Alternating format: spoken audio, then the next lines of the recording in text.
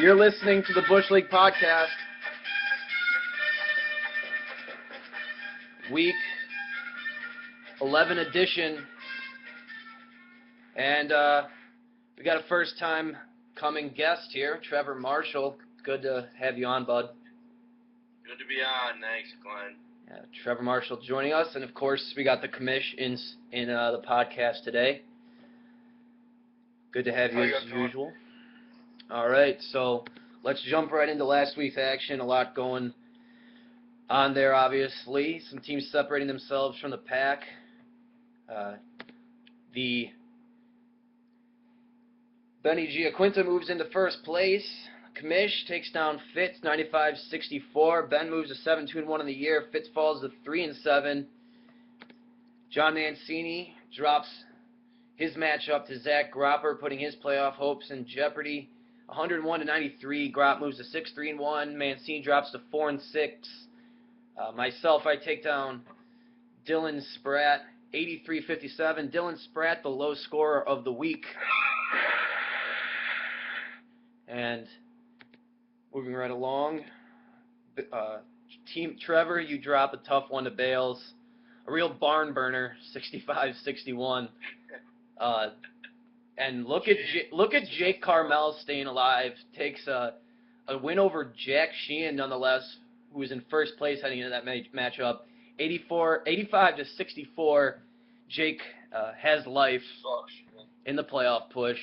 And then, of course, our game of the week last week, Tulin takes down Grund 109-92, and a big special shout out to PJ Grund for being a douchebag and forcing us to push the podcast back an hour, and then bailing on us at the last minute. So go fuck yourself. Go fuck yourself, Grund. Yeah. Enjoy the loser bracket. Yeah, go fuck yourself. That's Busch League, Peach. So right now the standings look like this. Ben, you're in first place. The commission first place, 7-2-1. Sheehan falls back to second place. A little swap there. He's at 7-3. Grop in third place at 6-3-1, tied with Carmel, who would be the number 4 seed today. He's at 6-3-1. Tulin, number 5 seed at 5-5. T Marsh, you hold the last playoff spot if the season were to end today. You're at 5-5, tied with myself, but you have the points for advantage there. In 8th place, Spratt's fallen a ways now. I believe that's his 4th straight loss in a row. So he's 4-5-1 now. His season in jeopardy. Grund at 4-6, along with John Mancini. And then rounding out the league is Fitz and Bales. Both of those teams look just about finished right now. And yeah, we got trade deadline coming up tomorrow, countdown to the deadline, so this is sure to be quite an interesting 24 hours here. But let's jump right away to our tough shit moment of the week. Benny, you got a tough shit for me? Yeah, I mean, my tough shit was going to be to Fitz because he played Drew Brees, and obviously Drew Brees scored a lot of points, pretty much leaving him out. But, Grund, you didn't show up for this podcast after all the shit talking you did last week, and then, losing, obviously, and pretty much getting eliminated from the playoffs. I'm going to go ahead and give you a tough shit with Fitz. I'll see you next year, Grund. Yeah. PJ looks to be in full-on sell mode today, judging by some of the texts he was sending me. Trevor, you got a tough shit? Yeah, my tough shit's going out to Dylan Spratt. He starts 4-1. He has a good team going. Through the last 4 games, he scores under 65, drops his last 3 in a row, and now he's on the edge of missing the playoffs. So my tough shit's to Spratt. That's terrible. I'm sorry. Yeah. My tough shit, I was going to do Spratt since I beat him, but my tough shit's just going to go out to you, T Marsh. Why not? You're down by 4 points to easily the worst team in league, Bales. Heading into that Monday night matchup, got Mike James going. He looks good early on. He busts a few good runs. And then next thing you know, he's laying on the turf, clutching his knee in pain. And I can imagine that you had a sinking feeling in your stomach when you saw that. Yeah, So T Marsh, tough shit. So yeah, so definitely a lot of weird, I would say weird matchups this weekend. A lot of, Sprat looking like he was in complete control of the his matchup with me, and then literally I think he had something like he only had 3 of his players going in the early games, and then 6 players going in the later games, and I think his last 6 players put up something like monumentally terrible, like it was like a combined like 20 points between 6 players or something. It was god awful. So a lot of and yeah, of course your matchup, Trevor. So a lot of weird shit going on this past week. Matchup. Sheehan had Romo getting 9, Forte getting 4, Spiller getting 3, and Whitten Terrible getting 2. performance. Yeah, what happened with Sheehan's team. what happened with Sheehan there? That was not his best week. He's lost 2 in a row now, hasn't he? Yeah. Yeah, so Yeah. Sheehan may be in a little bit of trouble. A little bit. Yeah, and he's got to be just pretty much finished with C.J. Spiller at this point. He's got to be pretty pissed off. Yeah, I mean, at what point does Sheehan's team start to look not as good now that you realize that C.J. Spiller kind of blows? But I mean, it's still a great team and all, but you got to realize that Whitten is not very good, or Spiller. Yeah. Well, he gets Name. Charles Good back. name. He gets Charles back this week, 2 off the bye. But I mean, now he's going to have Romo and Whitten on a bye this week, so he's going to have it tough again. And I mean, my team isn't scary, but I think if you don't come to play, my team could beat you with this if I put up a solid outing. So deadline approaching. Do you guys have some stuff in the works over the next 24 hours that you're trying to get done? First off, I do just have a little bit, an announcement to you guys as I type it up to the rest of the group. I cannot change the trade deadline time of day. Oh, shit. I can only change the week. So the only way we would have to do this is if I made the trade deadline next week and only upheld trades till midnight tomorrow night, and then I guess wouldn't allow any more trades at all. So I could do that technically. Mm-hmm. Or that. we need to decide on that. Yeah, that's. So I'm about to text out to the group, but yeah. Yeah, that's gonna be something that obviously the group's gonna have to discuss. Yeah, that's weird. I didn't expect that. But yeah, I mean, regardless, the deadline is approaching. So I mean, what are you guys thinking right now? Do you guys have stuff in the works, stuff in mind that you want to get done? Are you guys? I'm betting obviously you're buying. You're in first place. T Marsh, what are you doing here? You're 5-5. Your team needs some keepers. Yeah. I mean, that Mike James thing just hurt me a lot. Now I'm probably gonna miss the playoffs. I'm projected for 50 every week.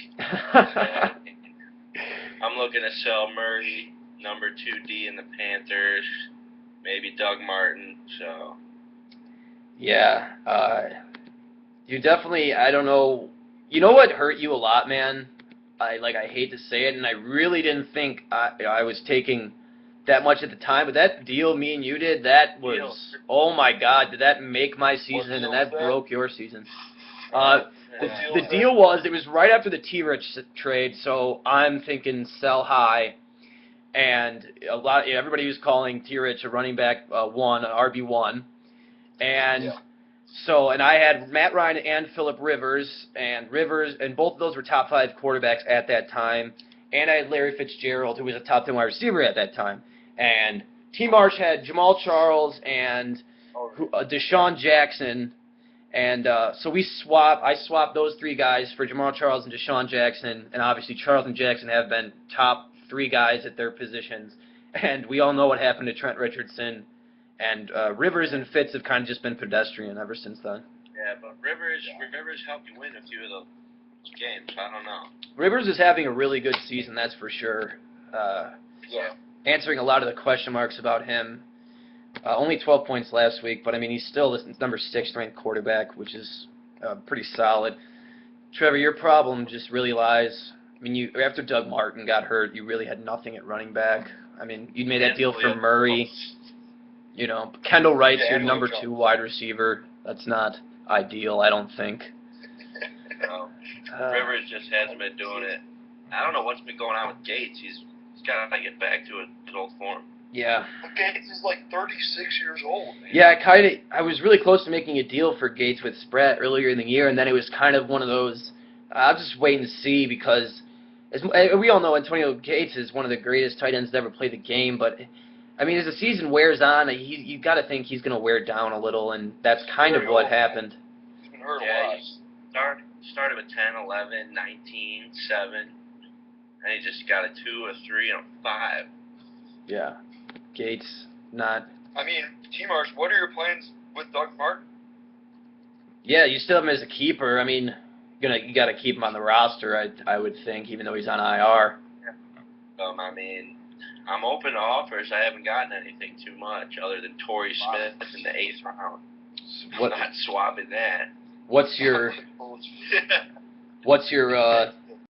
Bales or Croppers. What year was Doug Martin a keeper? 2012. Oh yeah, he was a rookie. Yeah, I'm an idiot. Yeah. So Benny, what keeper wise right now? You got Jeffrey from this season, I know. Yeah, I'm really looking to hold on to Jeffrey. Right now, I'm trying to shop Decker, but no one seems very interested. He's a 5th round keeper. Yeah. I mean, he's a great target for touchdowns for Peyton Manning, but it just seems like there's so much going on there. I think the fear that everyone has with those Denver Bronco wide receivers is that every week one of those guys is going to get lost and not put up as big of numbers because, I mean, you got to think there's only so many even with Peyton Manning, there's only so much to go around. And between Julius Thomas, Demaryius Thomas, Wes Welker, and Eric Decker, one of those guys is probably every week going to not put up such big numbers, even though it's not their fault at all. Well, Glenn, the thing is, Glenn, what I'm saying is, though, I'm trying to like offload Decker as, he's a keeper, like. Oh yeah. No, yeah, I was just making a comment on future. I'm trying to get, maybe just a little bit of a, not a keeper, maybe draft a little too high. Yeah, to upgrade. Yeah. Exactly. Yeah. Yeah, absolutely. I think he's a great keeper going forward. Yeah. I think he's a great keeper. I think so too. Yeah. But we'll see how it goes. Yeah, and I mean that outing that Breeze had Sunday night. Jeez, man, he was. Yeah, that was big. I mean, 30 of 37 for 4 touchdowns, 392 yards, and it could have been 10 times worse. Dallas didn't even really play the 4th quarter. Yeah, I mean Dallas really not looking that on top of their game as of late. So. Yeah, that Saints team bounces back big from that loss to the Jets. And I guess we have to talk about, for just a quick second, the Bears. Cutler going down again, which, I mean, kind of blows. But, McCown comes in. I would think he's a solid fantasy play from here on in. I wouldn't. I honestly agree. Yeah. He really puts the ball like to all our different receivers. I mean, it helps our offense. I mean, I love Cutler and all, but he seems to look at Brandon Marshall quite a bit. McCown seems to throw it around nicely for fantasy receivers and himself. Points up. Yeah, and McCown's targeted Alshon more than Marshall. So, Benny, that might benefit you down the line a little bit. Hopefully. I mean, and Alshon Jeffrey is, in my opinion, I'm sure yours too, turning into one hell of a wide receiver. It just, yeah. I mean, forget fantasy for a second. Overall, he just looks solid. Yeah, I agree completely.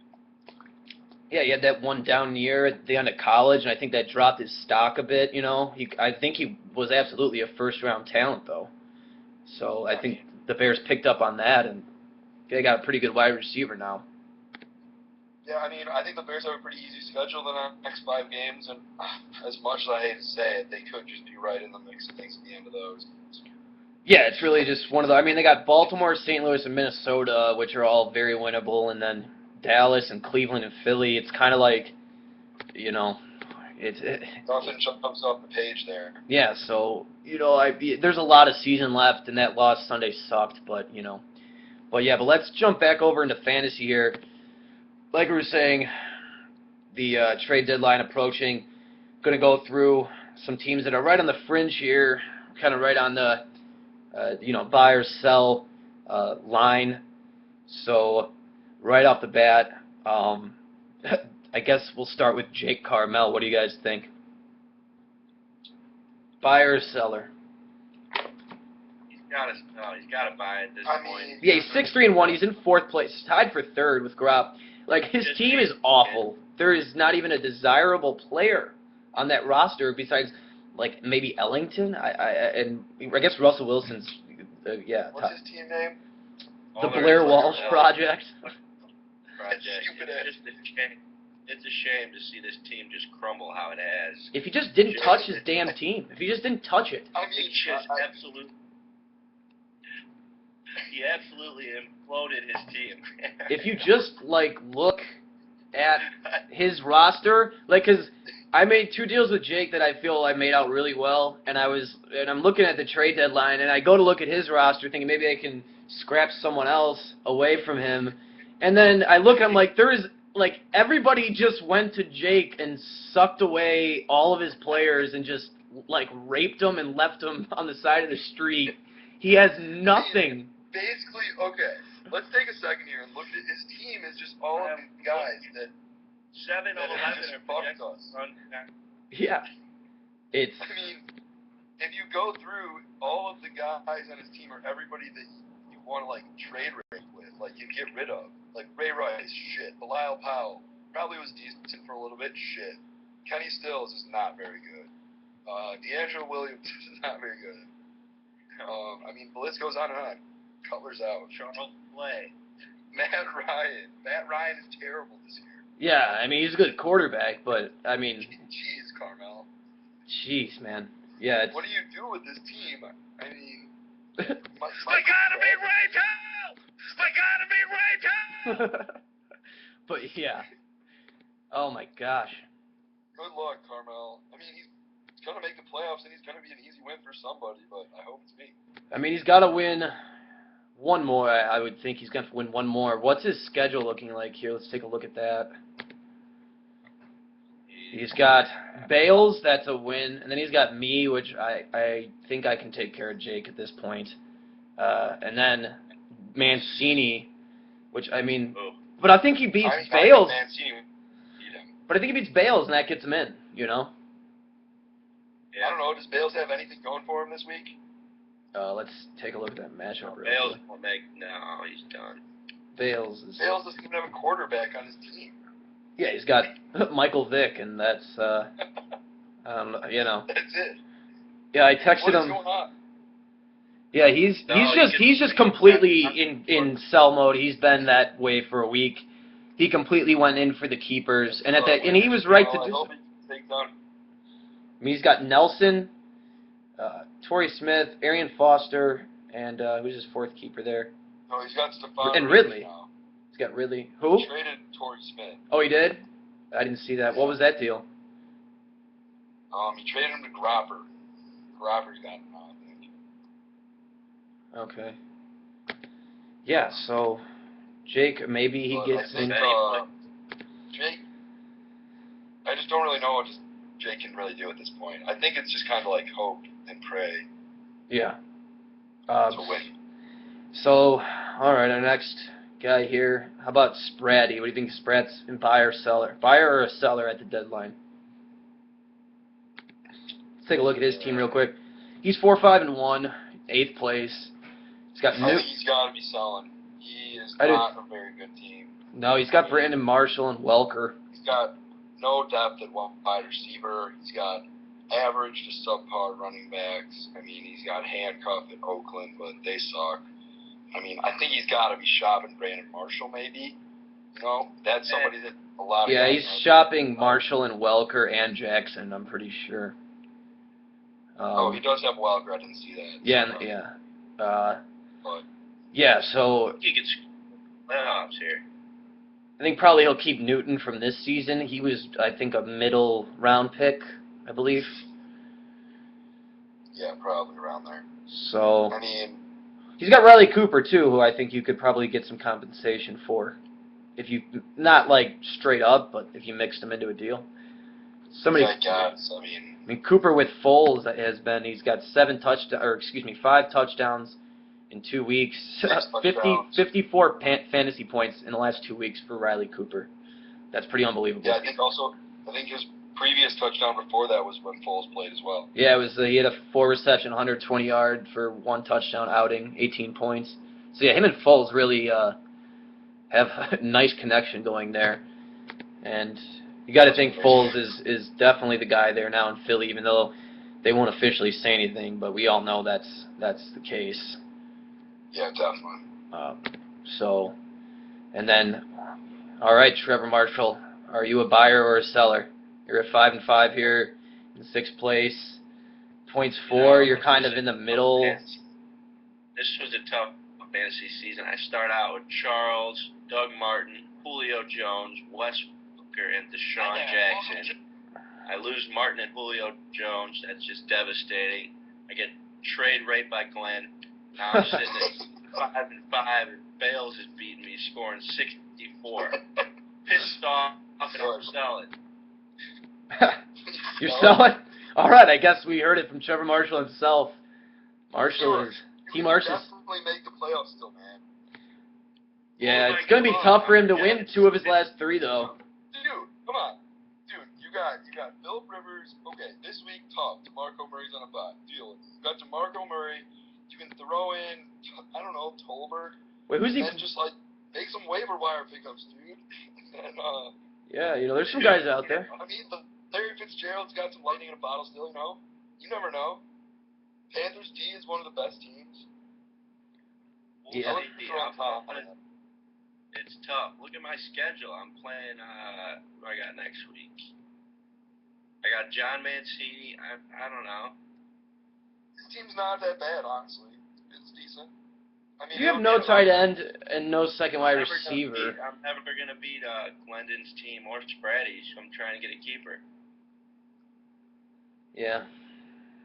Yeah, fair enough. I don't blame Yeah, I don't blame you for selling it all, Trevor. I think, honestly, that's not the worst move in the world for you. Who else we got in the mix? Let's look at Grob's team. Well, Grob's not selling. I can't see him selling at 6-3-1. Can you? Do you think Robert's team is an elite team right now?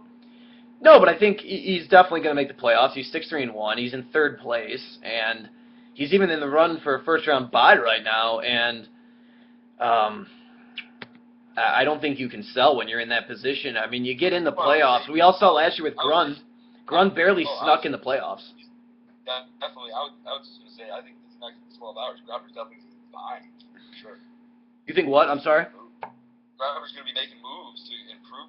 Yeah, I think so too. We all know how Grob operates. 21 trades on the year now, and I mean when he gets Rodgers back, I guess that wouldn't be to the fantasy playoffs versus Atlanta the week after Thanksgiving is his hopeful return date. So yeah, that would be the first round of the fantasy playoffs. So he could get healthy and get moving. Grob could. And then, all right, I mean, let's talk about me for a second. I'm 5-5. I'm tied for a playoff spot. I think I got a pretty solid team. It really just comes down to Chris Johnson is pivotal at this point in the game. Is what are we going to see from him the rest of the way?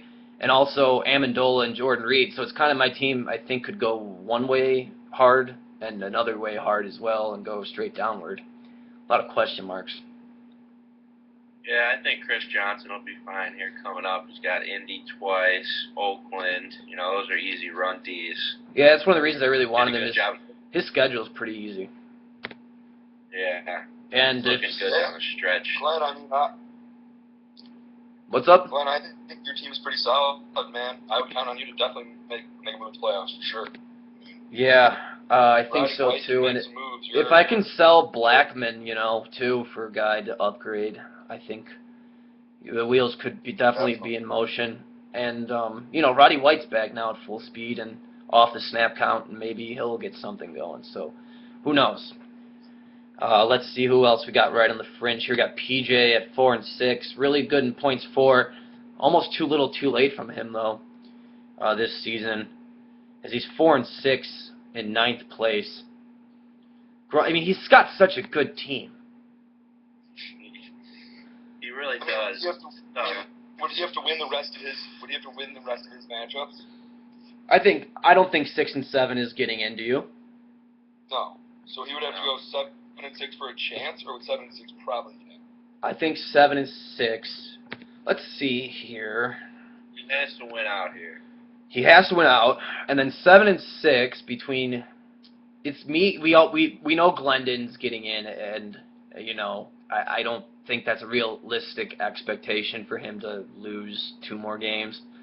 And then at 7 and 6, he gets any tiebreaker with anyone because he's already over 1,000 points for. And then you look, I don't know, Jake.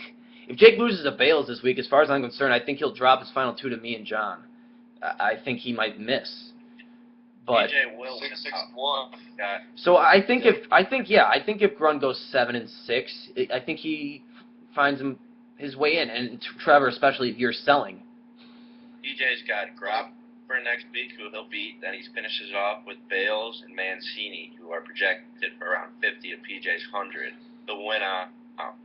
Yeah, it's just it's the matchup with Gropper this week that it comes down to for him.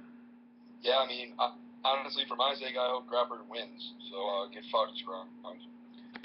Yeah, you gotta get. It's just a feeling though that little fucker's gonna sneak his way into the playoffs, do damage. We'll see. We'll see. Tom Brady's got a tough game on Monday night. Probably gonna come down to it, and Tom can either do some magic or he might lay an egg again.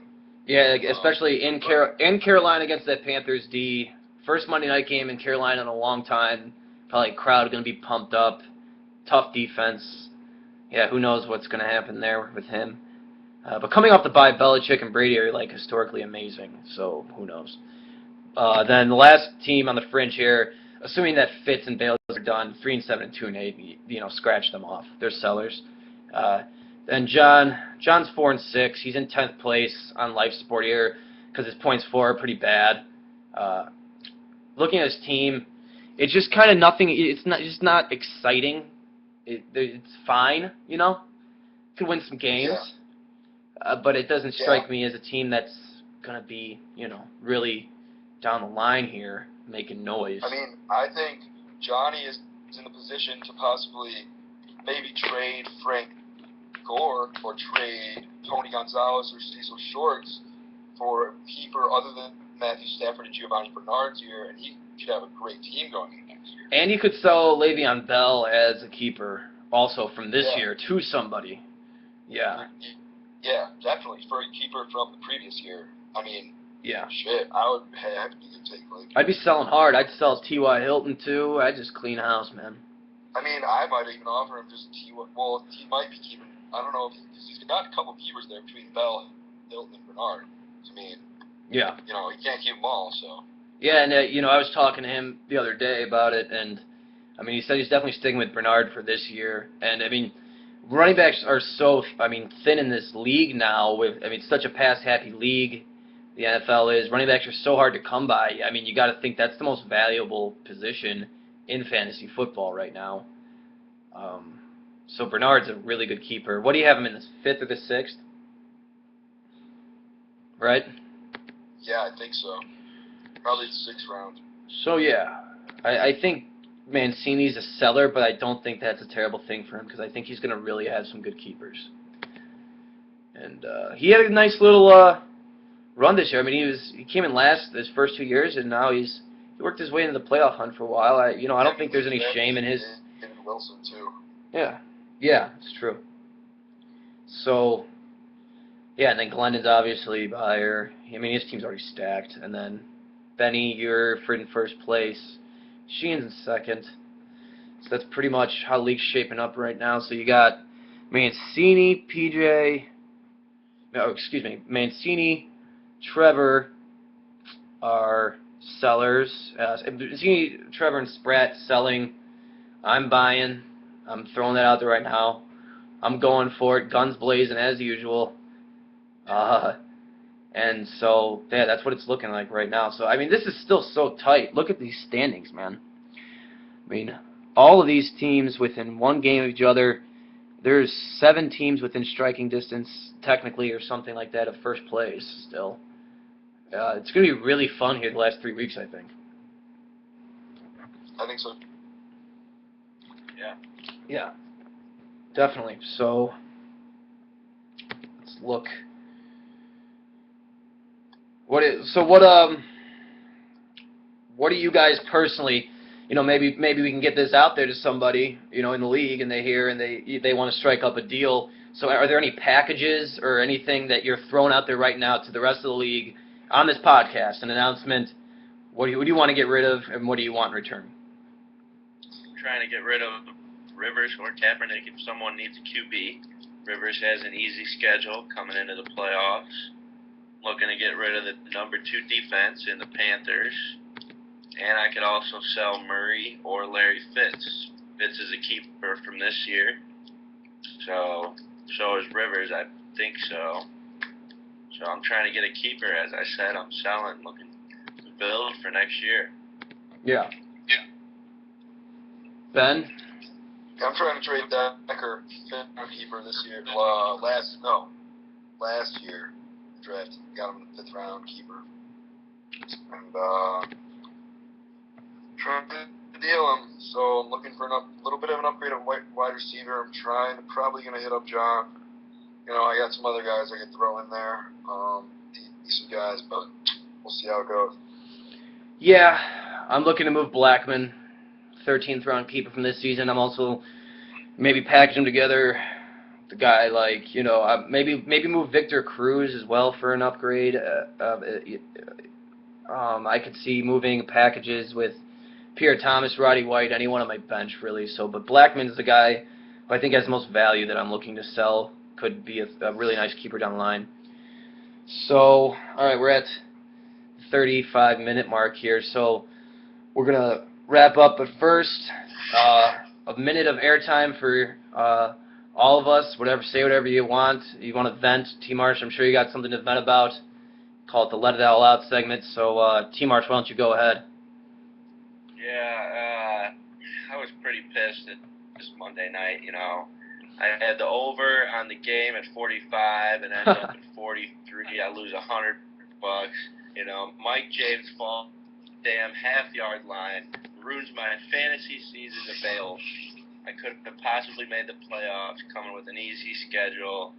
My team was just destroyed. I lost all my good guys that I drafted this year, I do like it, though, that PJ's team is stacked now and he's not going to make the playoffs. I just love seeing that somehow. Because he does talk a lot of shit, and then for his team to be so good and to be out of the playoffs. He's going to be saying during the playoffs if he misses, like, oh, you guys are lucky I didn't get in. Yeah, or he'll score, over everyone throughout the playoffs and just brag about it or something. Yeah, pretty much. So, Benny, got anything you want to say? Yeah, real quick, I was just going to mention the fact that I think throughout the season, my team's going to improve quite a bit with some of my guys who are going to start playing a little better. Vernon Davis is going to get it going. A couple guys on my bench might start playing a little better. Golden Tate, maybe get Randall Cobb back in the playoffs. So look out, boys. As well as I just wanted to give a little shout out to my boy, Lamar Miller. Played him last night. He needed 31 against me in this league, and played him and that right guy in the Buccaneers, another league. And he dropped the ball real bad, so big ups to him. Won both. Thanks, man. Yeah, and I don't got much to be upset about this week, fantasy-wise. I thought my season was over at about 3 o'clock on Sunday, thinking time to sell. I was in real bad shape, projected to lose by about 40, 50 points. And then the fantasy gods worked their magic, and, the Skull Bandits are back in this damn thing. So I don't got much to complain about. Just really heartbroken over the Bears' loss to the Lions still. I don't know why that game just got under my fucking skin. I don't know why. But yeah, so moving along, I think things are kind of coming into shape. Should be a fun last 3 weeks for this league, I think. So, all right, let's get these predictions for this week, and let's get the hell out of here. What do you say? Let's get some, little NFL Films music playing over this little recap here. All right, so first matchup of the week on the slate is I'm taking on Jack Sheehan. Second place Jack Sheehan versus myself in 7th place. Who you got? I gotta think Sheehan's gonna pull this one out here. A bit more firepower than you, but we'll see. Benny, who you got? I'm going with Sheehan in this one. Sorry, Brian. But I think just Jamal Charles is going to have quite a game against Denver. Yeah. I'm going Sheehan too. However, if there is a deal that comes through for me, not trying to disclose any of the details at this time, confidential. But if that comes through, I'm taking me. So moving right along, T-Marsh, you got, who were you saying you had? Sorry, my internet actually froze up here. Who you got? I got Mancini easily in this landslide of a game. You think you got Mancini easy? Yeah. Man, I'm going... All right, fine, Trevor, you want it, you got it. I'll go with you. I'm taking Mancini by 100 to keep the season alive. By 100. Oh, man. We got Bales and Jake. Jake needs this one versus Bales. So who do you got there? I don't know who's going to play for Bales yet, but I'm taking Bales. Yeah, fuck you, Jake. Keep the fuck you, Jake team going. I'm going Bales. Looking at it again, it's just goddamn awful. Doug Baldwin. Charles Clay, Doug Baldwin, Eddie Royal. Yeah. 49ers. The 49ers are projected for zero. Zero. That's unbelievable. Yeah. So then, Gropper has Grund. Who you got? Gropper, Grund. I'll go with PJ to keep the season alive. Yeah, PJ by a landslide here. Rogers is out. Gropper is he's hurting big time. We'll see though. He might pull it out. I'm going with PJ. Torrey Smith can fuck off against the Bears. Woodhead sucks. Go Grund. All right. Spratty and Fitz. Two teams headed downward right now. This is going to spreads. The two teams just not very good. I'll go spread too, unless he completely clears house. Yeah, I'm going Fitz here. I'll pull it off slightly. All right, I like this. We actually have people disagreeing this week on picks. Then The matchup of the week, baby. yeah, Tulin. Oh yeah, our matchup of the week, game of the week, absolutely. First place Benny Giaquinta takes on points 4 leader Glendon Tulin, and go ahead first. Let me look at this. All right, I gotta head Glendon. No, I'm picking Benny in this game. You got No Sean going up against the Chiefs. He's not gonna get 18. No, that's gonna be a good game though. Jeez. Got Jimmy Graham going up against San Fran. I think they're going to shut him down. I think Jordan Cameron will get shut down. Also, no Des Bryant. No Des Bryant. Yeah, there's a week to beat Tulin, Benny. I think this is it. Down. This is it. I got you too, man. I'm on the Benny train. I think Marshawn is going to have one hell of a day against Minnesota. I think Drew Brees still, does fine against San Francisco, honestly. I mean, not great, but he'll do okay. Glendon's got Peyton Manning. You got Decker if he scores. Yes, definitely. I'm also looking maybe to put Golden Tate in. Maybe if I get a touchdown to him and no touchdowns to Harvin, that could be a big game changer. Yeah. Yeah, that's gonna be a good matchup though. That's definitely, I think, the one to watch this week. As is, Broncos KC Sunday Night Football. That's also gonna be a hell of a matchup to watch. So, I think that's going to do it for us, though, guys. Thanks for joining, and one last fuck you to PJ Grund. Yep. Fuck it off, Grund. All right. We made it 40 minutes this time. Not bad, but you've listened to the Busch League podcast. This was the Week 11 edition. Join us next week for Week 12. Sure to be more stories developing. And thanks for joining us, Commish, Trev. We will see you all next week. All right? Easy. See ya.